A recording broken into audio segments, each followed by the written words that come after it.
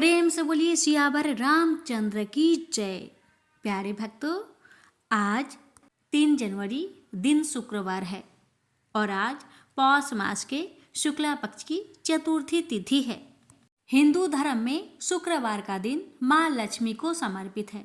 इस दिन माँ लक्ष्मी की पूजा करने से घर में सुख समृद्धि आती है और जीवन में आर्थिक तंगी का सामना नहीं करना पड़ता। और भक्तों, चतुर्थी तिथि भगवान गणेश जी को समर्पित है। प्यारे भक्तों, आपको मैं बता दूं कि विनायक चतुर्थी शुक्ला पक्ष में आने वाली चतुर्थी को कहते हैं और इस दिन भगवान गणेश जी की पूरी विधि विधान से पूजा की जाती है। आपको बता दूं कि विनायक चतुर्थी के दिन भगवान गणेश की पूजा करने से और कथा सुनने से जीवन में आने वाली बाधाएं दूर हो जाती है। इस दिन भगवान गणेश की पूजा करने से सुख समृद्धि, धन दौलत, ज्ञान और बुद्धि की प्राप्ति होती है। इस दिन भगवान गणेश की पूजा करने से सभी मनोकामनाएं पूरी हो जाती है। जीवन में आने वाले विघ्न, कष्ट और संकटों से छुटकारा भी मिलता है। इस व्रत के प्रभाव से साधक को जीवन में हर कार्य में सफलता मिलती है।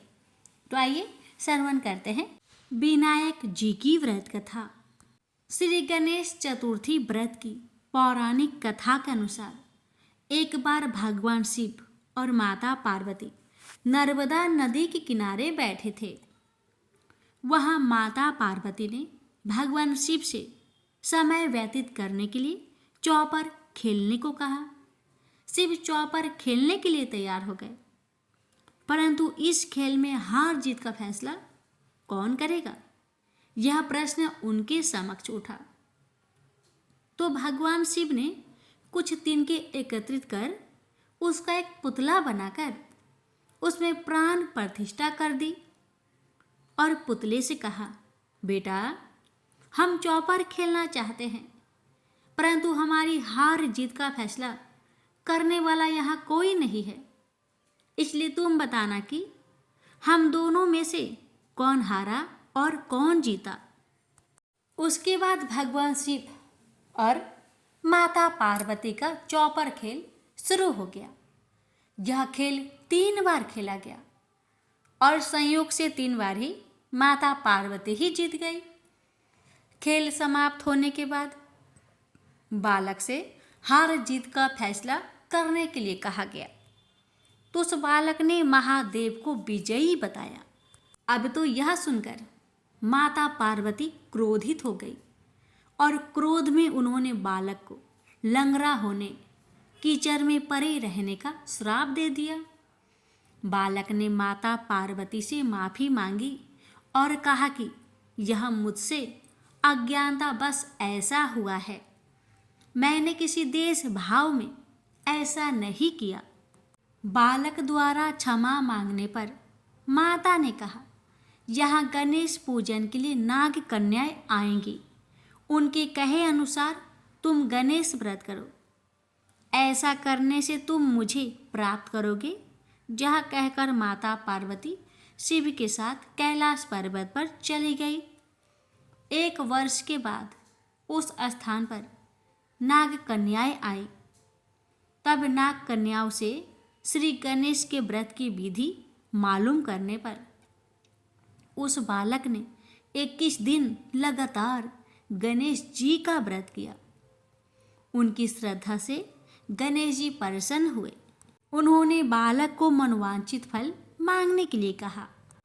उस पर उस बालक ने कहा, हे विनायक, मुझ में इतनी शक्ति दीजिए कि मैं अपने पैरों से चलकर अपने माता पिता के साथ कैलाश पर्वत पर पहुंच सकूं और वह ये देखकर प्रसन्न हो। तब बालक को वरदान देकर श्री गणेश अंतर्ध्यान हो गए। इसके बाद वह बालक कैलाश पर्वत पर पहुंच गया और कैलाश पर्वत पर पहुंचने की अपनी कथा उसने भगवान शिव जी को सुनाई। चौपर वाले दिन से माता पार्वती शिव जी से विमुख हो गई थी, अतः देवी के रुष्ट होने पर भगवान शिव जी ने बालक के बताए अनुसार 21 दिनों तक श्री गणेश का व्रत किया। इस व्रत के प्रभाव से माता पार्वती के मन से भगवान शिव के लिए जो नाराजगी थी वह समाप्त हो गई। तब यह व्रत विधि भगवान शंकर ने माता पार्वती को बताई। यह सुनकर माता पार्वती के मन में भी अपने पुत्र कार्तिकेय से मिलने की इच्छा जागृत हुई। तब माता पार्वती ने भी 21 दिन तक श्री गणेश जी का व्रत किया और ध्रुवा, फूल और लड्डुओं से गणेश जी का पूजन अर्चन किया। व्रत के 21वें दिन कार्तिकेय स्वयं माता पार्वती से आ मिले। उस दिन से श्री गणेश चतुर्थी का यह व्रत समस्त मनोकामनाओं की पूर्ति करने वाला व्रत माना जाता है। इस व्रत को करने से मनुष्य के सारे कष्ट दूर होकर मनुष्य को समस्त सुख सुविधाएं प्राप्त होती है। प्रेम से बोलिए विनायक जी की जय।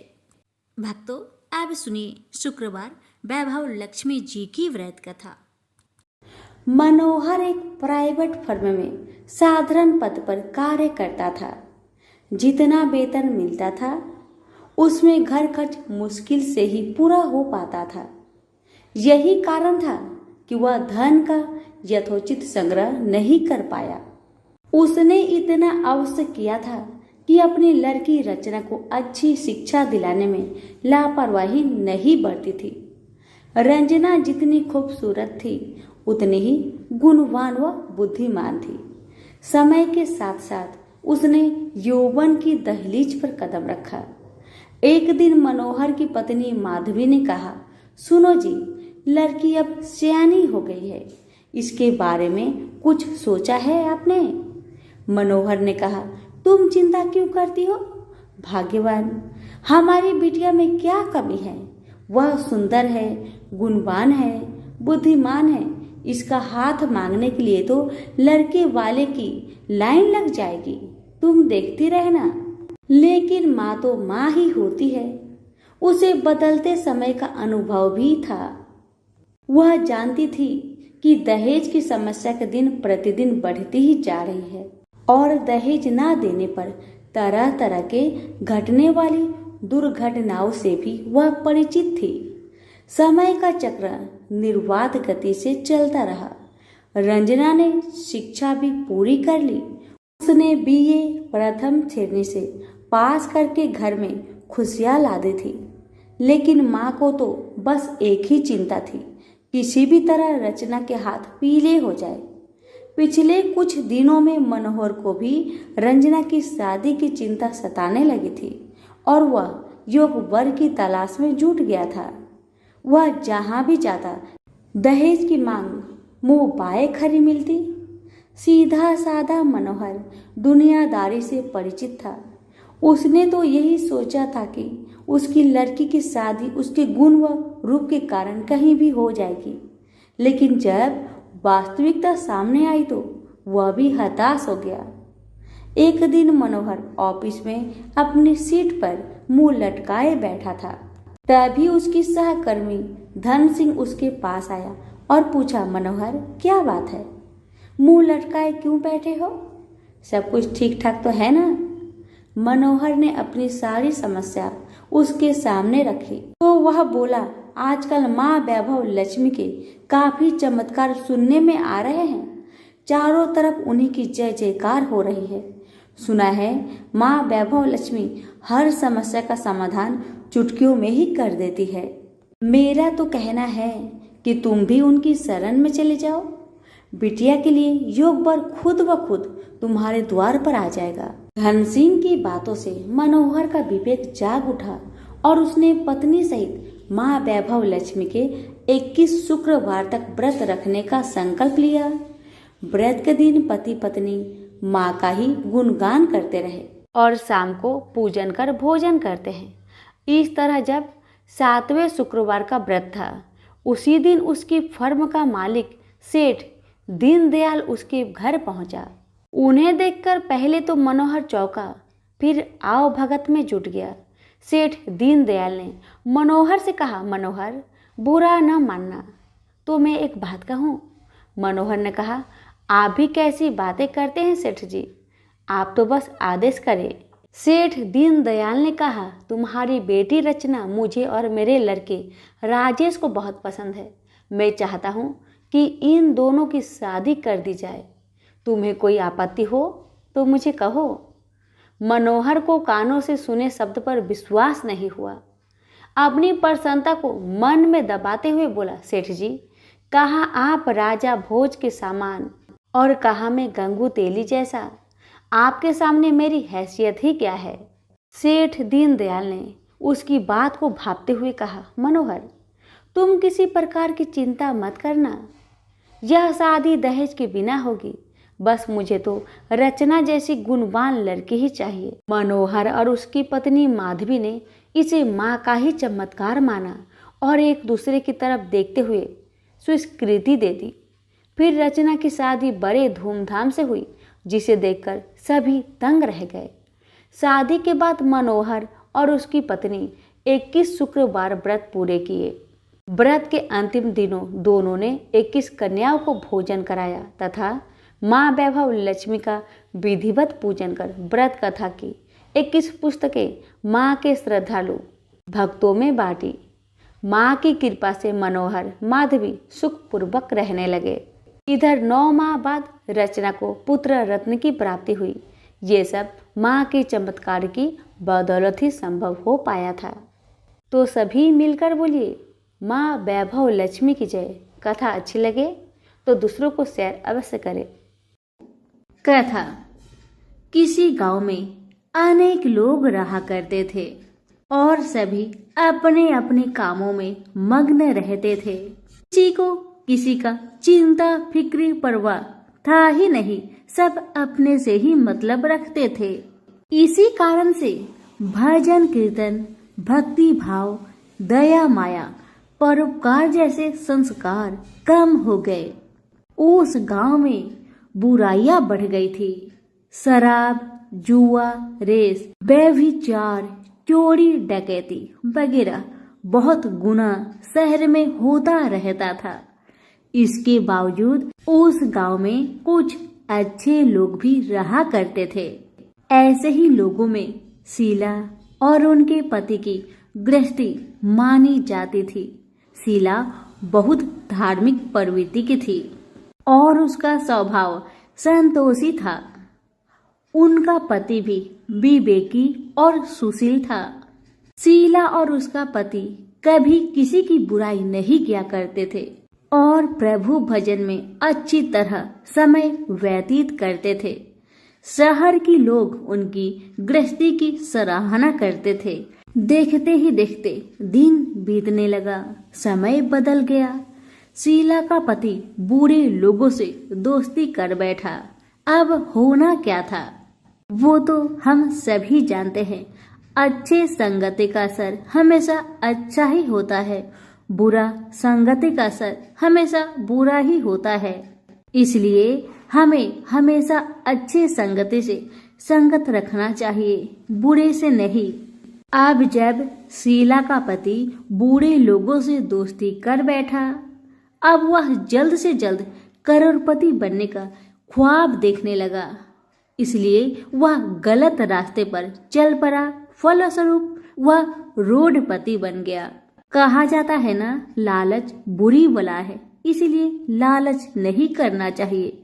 अपना ईमानदारी और मेहनत से आगे बढ़ना चाहिए। अब जब शीला का पति रोडपति बन गया, जानी रास्ते पर भटकते भिखारी जैसी उसकी हालत हो गई थी। शराब, जुआ, रेस, चरस, गांजा वगैरह बुरी आदतों में शीला का पति भी फंस चुका था। दोस्तों के साथ उसे भी शराब की आदत बुरी तरह लग गई थी।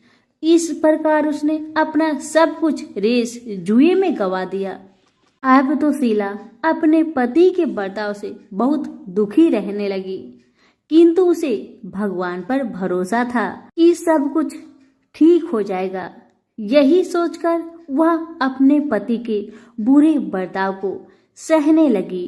शीला अपना अधिकांश समय प्रभु की भक्ति में बिताने लगी। अचानक एक दिन दोपहर को उनके द्वार पर किसी ने दस्तक दिया। शीला ने द्वार खोलकर देखा कि एक माझी खड़ी थी। उनके चेहरे पर अलौकिक तेज निखर रहा था। उनकी आंखों में से मानो अमृत की वर्षा हो रहा था। उनका भव्य चेहरा करुणा और प्यार से छलक रहा था।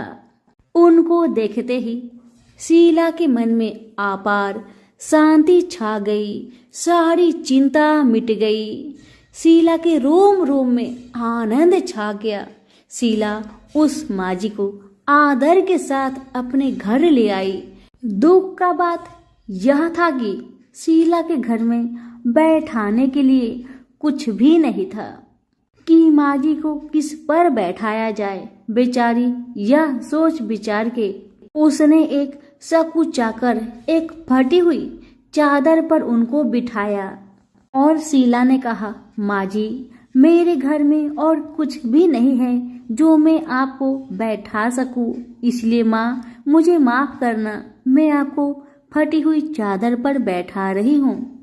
माँ तो शीला की बातों से मंद मंद मुस्कुरा रही थी। माँ तो शीला की हर कहानी को जानती थी कि उसका पति उसके साथ कैसा व्यवहार कर रहा है, बेचारी कितने दुख में है। शीला के बातें सुन माँ जी प्रेम भरी शब्दों से बोली, शीला, क्यों मुझे तुमने पहचाना नहीं? हर शुक्रवार को लक्ष्मी जी के मंदिर में भजन कीर्तन के समय मैं ही तो वहां आती हूँ। इसके बावजूद शीला कुछ नहीं समझ पा रही थी। फिर माँ जी ने कहा, तुम बहुत दिनों से मंदिर नहीं आ रही हो, अतः मैंने सोचा चलो मैं ही देख लेती हूँ। माँ जी के अति प्रेम भरे शब्दों से शीला का हृदय पिघल गया। उसकी आंखों में आंसू आ गए और वह बिलख बिलख कर जोर जोर से रोने लगी। शीला को रोते देखकर माँ जी ने कहा, बेटी, सुख और दुख तो धूप और छाव जैसे होते हैं, धैर्य रखो बेटी, धैर्य रखो। और तुझे क्या परेशानी है, मुझे सारी परेशानी बता दे।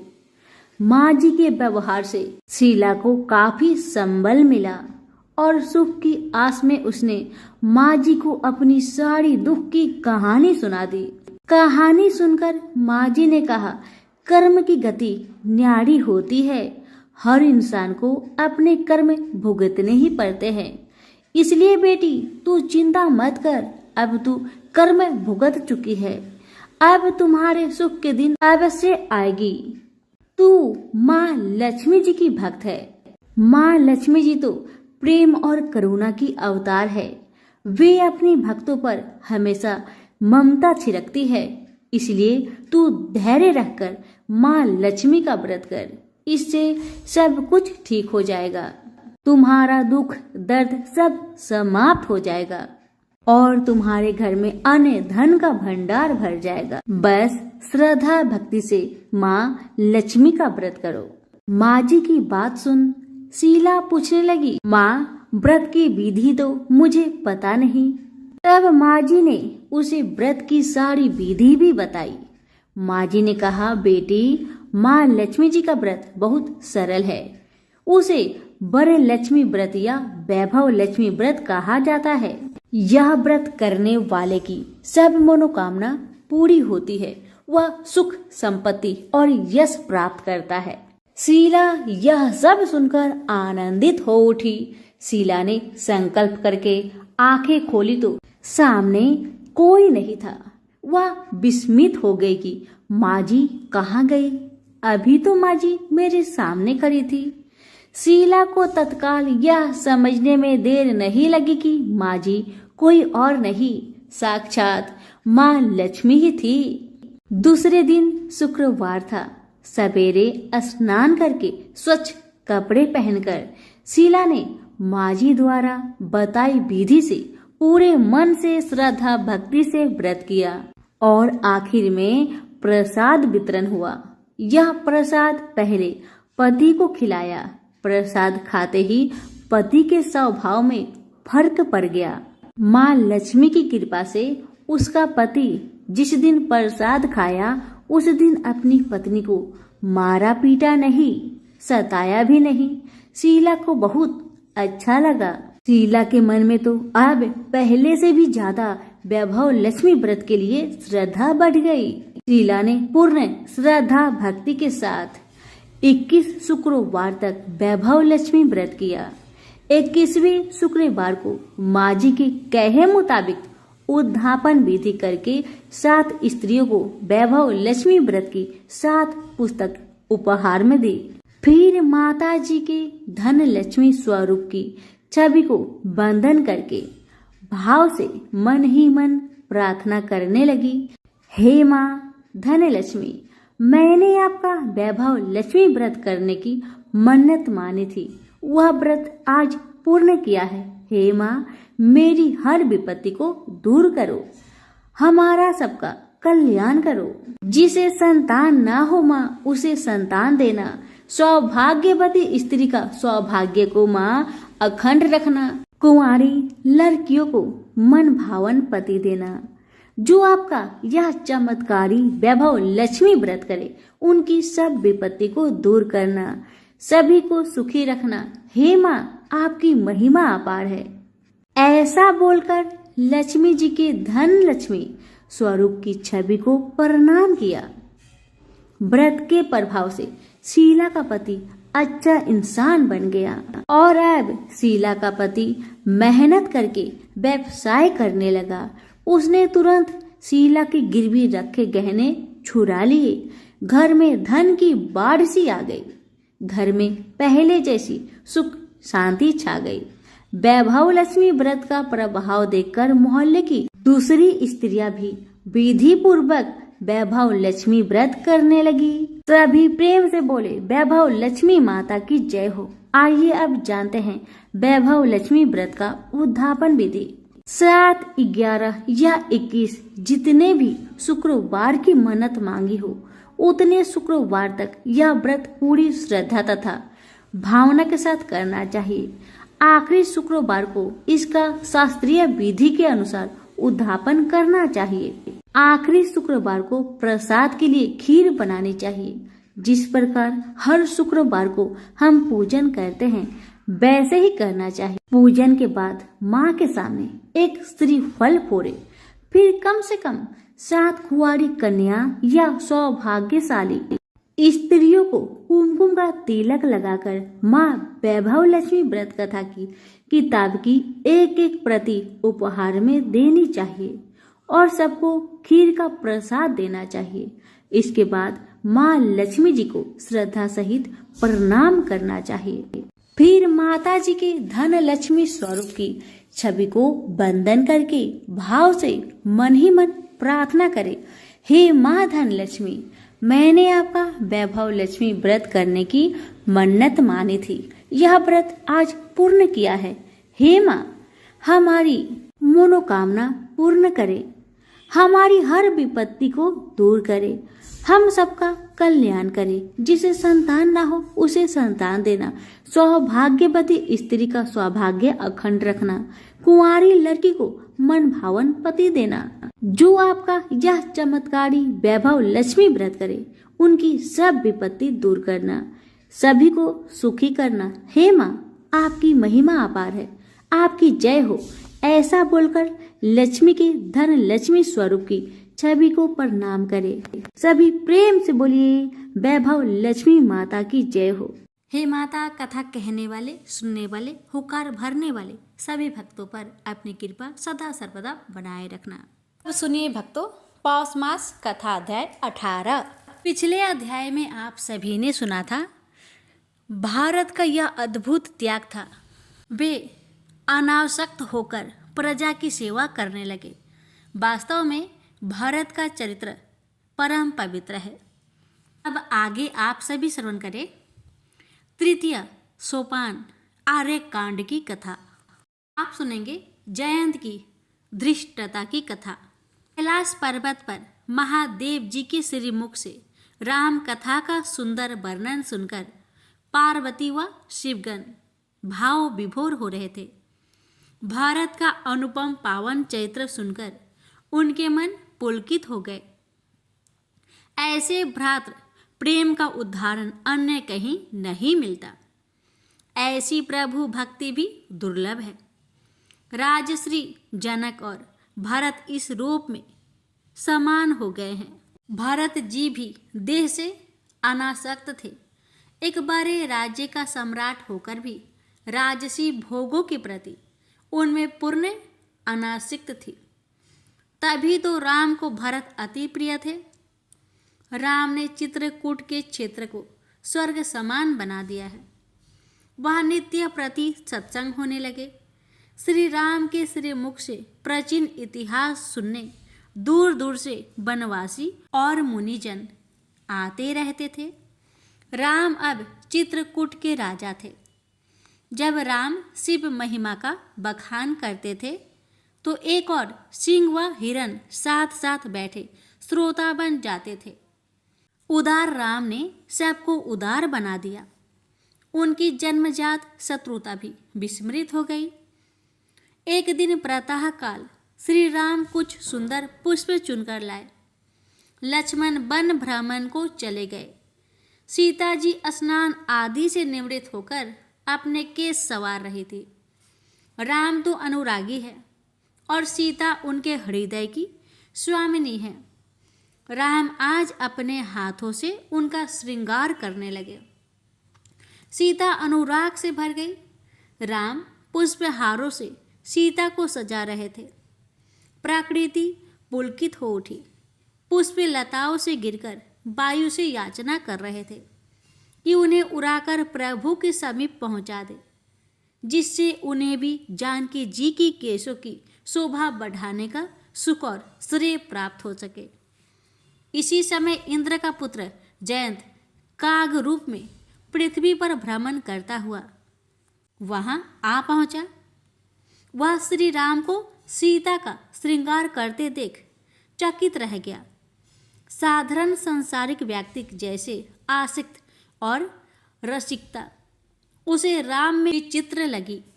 उसे संदेह हो गया कि श्री राम विष्णु के अवतार है या नहीं। उसने सोचा कि परीक्षा करनी चाहिए। मूर्ख जब अपनी विवेकहीनता का प्रयोग करता है तो पराय कष्ट ही पाता है। जयंत भी इसी और बढ़ रहा था। उसने तेजी से उड़कर सीता जी के चरण पर चोंच का प्रहार कर दिया। फिर यह जा और वह जा, सीता जी के पैर से रक्त बिंदु टपकने लगे। श्री राम को कौवा की धृष्टता पर क्रोध आ गया और उन्होंने एक साधारण सीख उठाकर उसे उसकी ओर फेंका। कौवा बना जयंत दूर एक वृक्ष पर बैठा मन ही मन प्रसन्न हो उठा। उसने वह सीख अपनी ओर आते देख उपहास भरे स्वर में काँव काँव की, परंतु जब समीप आते ही सीख का अग्रभाग लौ से प्रज्वलित हो उठा तो वह घबराया और भाग लिया। अग्निबाण उसके पीछे ही चल पड़ा। वह ऊपर नीचे दाएं बाएं जिधर भी उड़ता वह बाण भी उधर ही मुड़ जाता। वह जितना तेज उड़ता बाण भी उतने ही तेज दौड़ता और अब तो उसकी लौ उसके पिछवाड़े को भड़का रही थी। उड़ते उड़ते उसकी सांसें उखड़ने लगी और उसमें उड़ने की भी शक्ति ना रही। जयंत ने पृथ्वी का विस्तार नाप दिया था, परंतु उस संकट ने पीछा ना छोड़ा। उसने बड़ी मुसीबत मोल ले ली थी। वह भागा भागा ब्रह्मलोक पहुंचा तो ब्रह्मा जी ने उसे देखते ही नेत्र बंद कर दिए। रामद्रोही की सहायता तो दूर, उसका मुख देखना भी पाप था। वह वहां से निराश होकर अपने पिता के पास पहुंचा, परंतु आज तो पिता ने भी पीठ फेर ली थी। महादेव जी कह रहे थे कि हे पार्वती, वह मूर्ख जयंत मेरे पास भी आया था, परंतु मैंने भी उस रामद्रोही का मुख नहीं देखा और दुत्कार कर भगा दिया।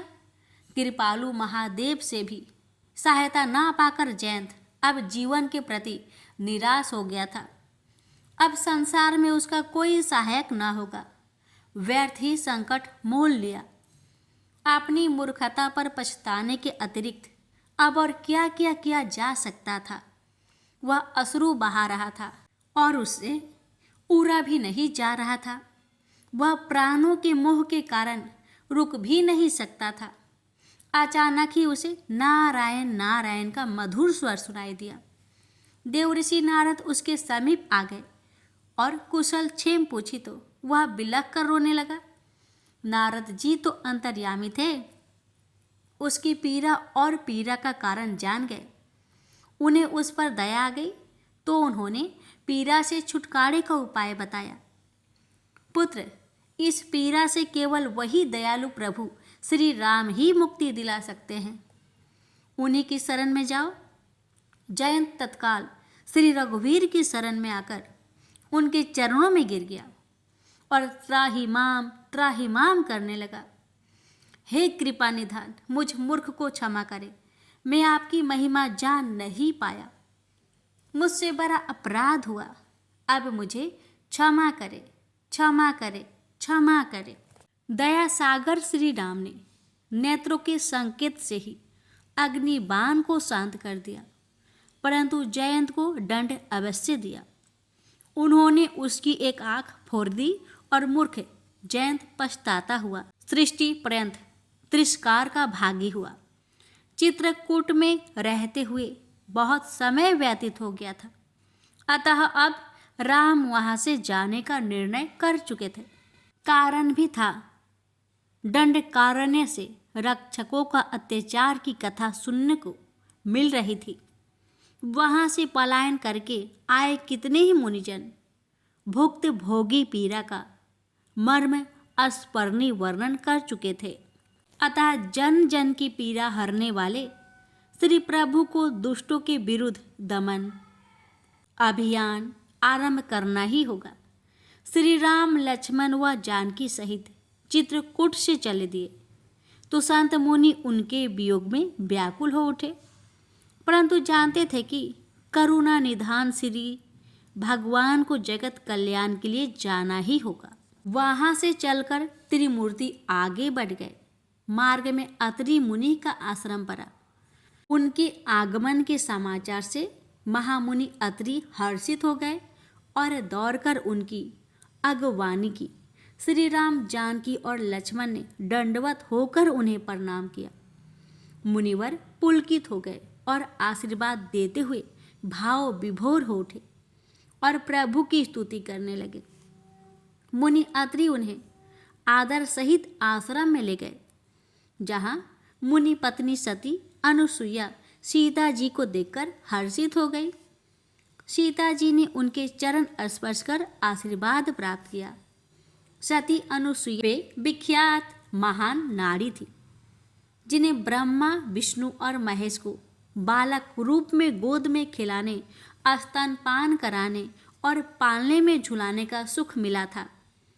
त्रिदेवियों के अहंकार को अपने अस्तित्व से चूर चूर करने वाली सती अनुसुईया देवताओं के लिए भी वंदनीय थी। श्री राम ने माता अनुसुईया के चरण स्पर्श किए तो ऋषि पत्नी ने उन्हें पुत्रवत हृदय से लगा लिया। मुनि अत्रि का आश्रम आज गुरुकुल बन गया था। ऋषि पत्नी अनुसुईया ने नारी शिक्षा के ऐसे ऐसे उपदेश दिए कि सीता पुलकित हो उठी। परिवार में स्त्री के धर्म क्या है, क्या सब उपदेश बड़े अनमोल है। इधर आश्रम में अनेक संतजन आ गए और राम दर्शन करने लगे। बिना प्रयास के ही दर्शन हो रहे थे। धर्म चर्चा हो रही थी। सृष्टि के ऐसे ऐसे अनसुलझे रहस्य श्री राम की वाणी से सहज मुखर हो रहे थे, जिनके गूढ़ तत्व ब्रह्मवाणी से ही संभव है। यह रात्रि शुभ रात्रि हो गई थी। तीसरे पहर तक धर्म चर्चा चलती रही और फिर सब विश्राम करने चले गए। सीता माता अनुसुईया के साथ ऐसे लिपटकर सोए जैसे शिशु अपनी माता से लिपटकर सोता है। प्रातः होने पर नित्य कर्मों से निवृत्त होकर श्री राम ने मुनिवर से आज्ञा मांगी। कंदमूल फल का नाश्ता करने के बाद माता अनुसुईया ने सीता को पुत्री रूप में विदा करते हुए उन्हें वस्त्र और आभूषण पहनाए। सीता जी उनके मातृ स्नेह पर भाव विभोर हो उठी। उन्हें अपनी माता और सासू का स्मरण हो आया और उनके नेत्र छलक उठे। ऋषि पत्नी ने उन्हें गले से लगाकर सत्वना और फिर विदाई दी। मुनि अत्रि उन्हें विदा करते समय उनके निर्मल यश का गुणगान करते हुए बहुत दूर तक उनके साथ आए। प्रेम से बोलिए सियावर रामचंद्र की जय। अब आगे की कथा अगले अध्याय में श्रवण करेंगे। भगवान आप सभी भक्तों की हर मनोकामना को पूर्ण करे। जय सिया राम।